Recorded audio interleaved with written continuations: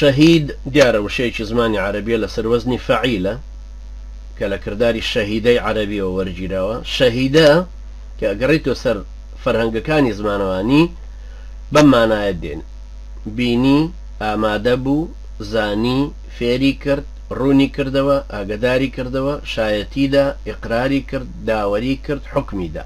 هەموو ئەمانە لە مانای شەهیدەیە هەیە. بۆیە ئیسلامیش کەلیمەی ئەشهەد أن لا إله إلا الله بۆ بەکارهێناوە. بۆیە بە ئەو کەسی کە لە پێناوی خواشە کوژراوە ناوی ناوەتەوە شەهید. بۆیە شەهیدیشی کردو بە پلەیەکی زۆر بەرز لە دوای پێغەمبەراتی و سدیقین. هەروەها طبعا شەهید دیسان بە معنای شەهید بوواتە لە پێناوی خوایە کوژرابێ. کۆی هەمووشی شوهەدا، شاهیدون، شهود، بەڵام کۆی شوهەدا تایبەتە بەو کەسەی کە شاهیدیەکەی داوە یا لە پێناوی خوای پەروەردگارە کوژراوە. چکە خوای گەورە فەرمێوە یەتەخیذ منکم شوهەدا. هەموو شەیەکی شەهید معنای وانە هەرە بێ قەتیل فی سەبیل الله بێ. چکە پێغەمبەری نازار عەلەیهی سڵاة وسلام فەرمێوە ئەنا شەهید عەلەیکم یەوم القیامە، من شاهیدیە دەمەوە. ئەمە لە شاهید و شەهیدەکەوە کە زۆر جاری ترمان باس کردو کە ئێستا جارێ ئێمە باس لەوانی ناکەین. ئەو مانایی کە ئێستا ئێمە لێرە باسەکەین باسی قەتیلەکەیە، یعنی ئەو کەسێک کە لە پێناوی خوای پەروەردگارە کوژراوە و حکمی شەهیدی وەرگرتووە. لەمەوە ئەزانین کە هەر کەس لە پێناوی خوایە کوژرا ئەبێ وا بزانین کە ظاهرەن حکمی شەهیدی بەسرە ئەچەسپێ، بەڵام مەرج نییە لە هەموو پیاوچاکانی تر باشتر بێ.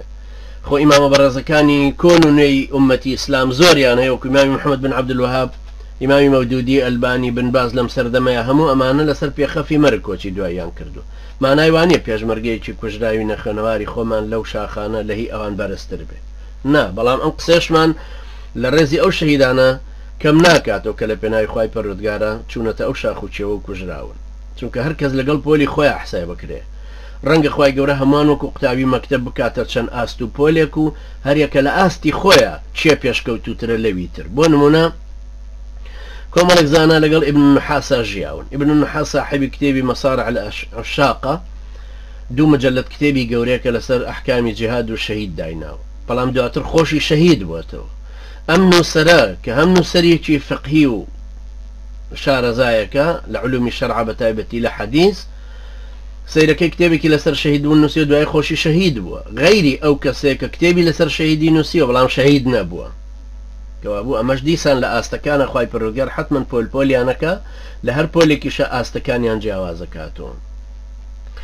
زۆر لەو زانە بەرەزانە کە قورئانیان تەفسیر کردو ئاەتەکانی کوژراو لە پێناوی خوای پەروەردگارە ئەوە یەکسەر بە شەهید بوون لێکیان داوەتەوە، باسی پلەپایی شەهیدیان کردووە و باسی پاداشتی شەهیدیان کردووە. بەڵام ئایا شەهید کێیە؟ ناتوانرێ حکمی هەموو کوژراوێکی جەنگی کافر و مسلمانان یانی عدامکراوێکی مسلمان بەدەستی کافران وا بدرێت کە شەهیدە. ڕەنگە ئەم قسەیەمانە سەلای هەندێک کەس سیر بێ بڵێ ئەمانە لەمەشە هەر تونڕەون، بڵێ ئەمانە لەمەشە هەر تونڕەون، چونکە ئەو کوژراوی پارتی وێچێتی و کۆمونیزم و بەعسی و جاش و سیمدز و مەلەفچی و هەموو ئەمان ڕێگرەکانیشی هەروە بیستۆ کە شەهیدن. ئێستا ژێمەی لێزیت بووینەتەوە وەڵین مەرجینە کابرای ئیسلامی کوژراوی ناوسەنگەری شەهید بوو بێ، نەکەر سەری سوڕەمێنە چاویشی زەقە بێ. بەڵام ئەمە زاراوەی ئیسلامە و بۆ پێناسەی کەسی تایبەتی خۆی و لە حاڵەتی خۆیان بەکاری هێناوەکو هەر زاراوەیکی تری قورئانی وایە. ئیسلام چەند مەرجێکی داناوە کە هەر کاتێک لە کوژراوێکە هاتە دی حکمی شەهید وەرەگرێ. لەوانە یەکەمە بێ کابرای کوژرا و مسلمان بوو بێ، ئەمەش گرنگترین مەرجە، کابوو کوژراوی کۆمونیست و سۆشیالیست و بەعسی و پارتی وێچێتی و جوولەکە و مەسیحی و عەلەمانی و ئەمانە شەهید نین، ئەحکامی شەهیدیشیان لەسەر ڕاناپەڕێنرێ. ئەمەش بەڕای کلکەمەلایەکی ئیتیحاد العولەمای پارتی یا هیلایەکێتی هەڵناوەشێتەوە، چکە ئەحکامێکی شەرعی و لە کۆنەوە هاتووە. دووهەمە بێ کابرای کوژرا و لە پێناوی خوای پەروەردگارەوە کوژرا بێ و بۆ ئەو کوژرا بێ و بەس، بۆ بەدەستهێنانی ڕەزامەندی ئەو سەرخستنی دین و ڕێباز و شریعەتەکەی ئەو جەنگی کرد.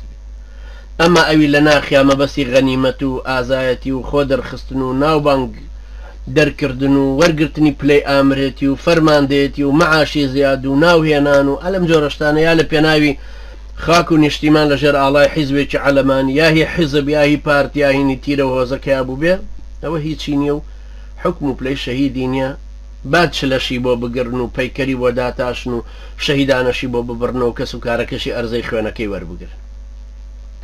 بەڵگەشمان لەسەرمەیە و حەدیثەیە کە متفق عليه بخاری و مسلم بەیەک لەفظ جێڕاوێنێتەوە. أبو موسى الأشعري خوالي رازي بجرتك أن أعرابيا أتى النبي صلى الله عليه وسلم فقال يا رسول الله الرجل يقاتل للمغنم والرجل يقاتل ليذكر والرجل يقاتل ليرى مكانه وفي رواية يقاتل شجاعة ويقاتل حمية فمن في سبيل الله؟ فقال رسول الله صلى الله عليه وسلم من قاتل لتكون كلمة الله هي العليا فهو في سبيل الله. أعرابيك هاتلاي پیغمبری نازار عليه الصلاة والسلام لي برسي أي پیغمبری خوا كابرايا بو دسكوتي الشر بو غنيمت شرك يكي تر بو ناو دركردنا جنگي كابرايا تريش بوي شوندسي ديار بي يعني ببيت فرمانده بو نمون للروايتي ترى هاتو بو آزايتي جنگي هشا بو عشيرت قريت يكي خويا جنگي ئەمانە کامیان لە پێناوی خوادایە. پێغەمبەری نازار عليه الصلاة والسلام فەرمووی ئەوی لە پێناوی بەرزکردنەوەی وشەی خوادایە یعنی بۆ دینەکەی ئەوەی ئەجەنگێ ئەوە لە پێناوی خوایە. هەروەها حەدیثەی کە ئەبوو داود و نەسائی لە ئەبوو ئومامەوە بسەنەد جەید جێڕاوێنێتەوە کە ئەفەرمێ جاء رجل فقال يا رسول الله أرأيت رجلا غزا يلتمس الأجر والذكر ما له؟ قال صلى الله عليه وسلم لا شيء، فأعادها ثلاثا كل ذلك يقول لا شيء له. ثم قال رسول الله صلى الله عليه وسلم إن الله لا يقبل من العمل إلا ما كان له خالصا ابتغي به وجهه. پیاوێک هاتە لای پێغەمبەر عليه الصلاة والسلام و پرسی ئەگەر کابراەک بە مەبەستی دەستکەوتنەی پاداشت و ناوبانگ دەرکردن بجەنگێ بچێتە غەزایەک حکمی چییە؟ پێغەمبەر عليه الصلاة والسلام فەرمووی هیچ پاداشتێکی نابێ. کابرا سێ جاری پرسیارەکەی تکرار کردو بەڵام ئەو هەرەی فەرمووی هیچ پاداشتێکی نابێ. پاشان فەرمووی پێغەمبەر عليه الصلاة والسلام فەرمووی خوای پەروەردگار کردەوەیەکی قبوڵە کە بە تایبەتی لە بەرخاتری ئەو ئەنجام درابێ. ئەمەش ضروریە کە نیەتەکەی بۆ خوا بوو بێ. دیسان خاڵی سێهەم ئەوەیە کە ئەبێت لەژێر ئاڵا و ئامانجێکی ئیسلامی ڕوون و ئاشکرایە جەنگابێ، لەژێر فەرماندەیی و لەسەر ڕێبازێکی ئیسلامی ناسرا و ڕۆشنە غەزاکەی کرد بێ و کوژرابێ، یان لەسەر ئەو ئاڵا و ڕێبازە ئیسلامی ڕوون و ئاشکرا و ڕۆشنی عەدام کرابێ، یا لەژێر ئەشکەنجە گیانی دەرچوو بێ. چونکە پێغەمبەر عليه الصلاة والسلام لە حەدیثێکی صحیحە کە مسلم لأبو هريرة والرواية كردوا فرمان من قتل تحت راية عمية يغضب للعصبة ويقاتل للعصبة فليس مني. فرمي هر كسي لجر آلاي جاهلية تشورانا بكجرية توربون ورقستاني لبرد مارجيري بي كشتاري شي لبناوي أوا بي أولا مني. جاء اگر كسي لجر آلاي كابو الربازي كتري غير إسلامي ولجر فرمان ديكي غير إسلامية جنگا وكجرا أو حكمه بلي شهيدي بنصيب نبو وقو كسيبو كومونستية سوشيالستية علمانية بعثية بارتية يتشتية بو نشتمانو نتو ولاد يا بو تيرو هوزي خوي روشو خوي داو بكشت يا بو بارو بولتش ولا ظلوعية خوي داو بكشت اولا هي اسلام وببي احكام اسلام شهيد نية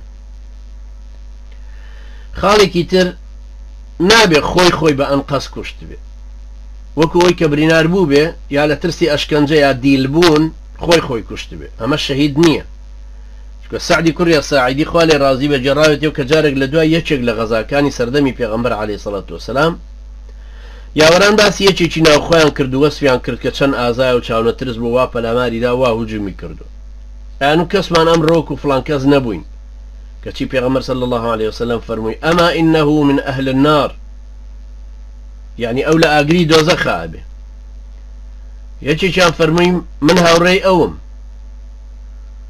سعد فرمووی کابرای هاوڕێی چوو بۆ لای و پێ بە پێ هەر لەگەڵیا بوو ئەو ڕاوەستا و ئەمیش ڕاوەستا ئەو خێرای بکردای مش خێرایە کرد دوای کابرا بە سەختی برینار بوو پەلەی لە مردنەکەی خۆی کرد دەستکی شمشێرەکەی لە زەوی چەقان و سنگی خۆی بەسەر نوکەکەیە هاویشت و تینی دایە خۆی تا بە شمشێرەکەی خۆی کوشت کابرا هاتەوە خزمەت پێغەمبەر صلی الله عليه وسلم و فەرمووی شایەت یەدەم کە تۆ پێغەمبەری خوای. پیغمبر صلى الله عليه وسلم فرموي وما ذاك تي مسألة چیە صحابەکە فەرمووی ئەو پیاوەی لەمە پێش جەنابەت باست فەرموو کە ئەچێتە دۆزەخەوە خەڵکەکە لەلایەن گەورە بوو من پێم وتن بۆ منی لێگەڕێنیتر بە دوایە ڕۆیشتم دیم بە سەختی بریندار بووە پەلەی لە مەرجی خۆی کرد دەستکی شمشێرەکەی لەسەر زەوی چەقاند و نێوان هەردوو مەمکی خۆی خستە سەر نوچی شمشێرەکە و بە تینی دایە خۆی بەسەریا خۆی کوشت پێغەمبەری صلی الله عليه وسلم جا فەرمی حەدیثەکە متفق عليه فرمي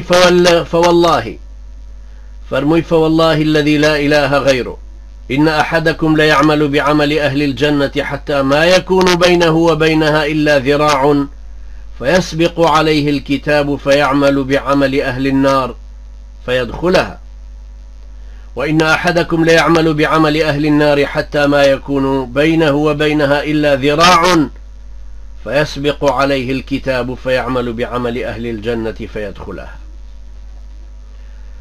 فرمي سوين بو خواهي جگە لەو خوایەکی تر نییە هەندێک کەس لە ئێوە هەر کار و ڕەفتارێکی کە ئیکا هی ئەهلی بەهەشتە تا ئەگاتە ئەوەی باڵێکی ئەمێنێ یعنی بەقەدەر پێوانەیەکە وەکو گەزێک هەنگاوێک یاردەیەک مەترێک هەرەوە نەیمێنە بگاتە بەهەشتەکە نووسراوەکەی پێش یەکەوێوەکەوێتە ئەنجامدانی کار و ڕەفتارێک کە ئەهلی دۆزەخەیکەن سەرنجامە بێتە ئەهلی ئاگری دۆزەخ هەندێک کەسیشتانەیە هەر کار و ڕەفتارێکی کە ئیکا هی ئەهلی دۆزەخە تا ئەگاتە ئەوەی باڵێکی ئەمێنە بیگاتێ نووسراوەکەی پێش یەکەوێ و ئەکەوێتە ئەنجامدانی کار و ڕەفتاری ئەهلی بەهەشت و سەرنجامە بێتە ئەهلی بەهەشت و ئەچێتە ناو بەهەشتی خوای پەروەردگار ئەمەش دیسان پێویستە نیەتەکەی هەمیشە ئامادە بێ ڕێبازەکەشی ڕێبازی ئیسلامەتی بێ ئەو ئاڵای لەژێر یاکوژرێ ئاڵایەکی پاکی ئیسلامەتی و سەرڕاستانە بێ فەرماندەکانیشی مسلمان بن بە جۆرەی ئەحکامی ئیسلامیش ئەو جیهادەی کرد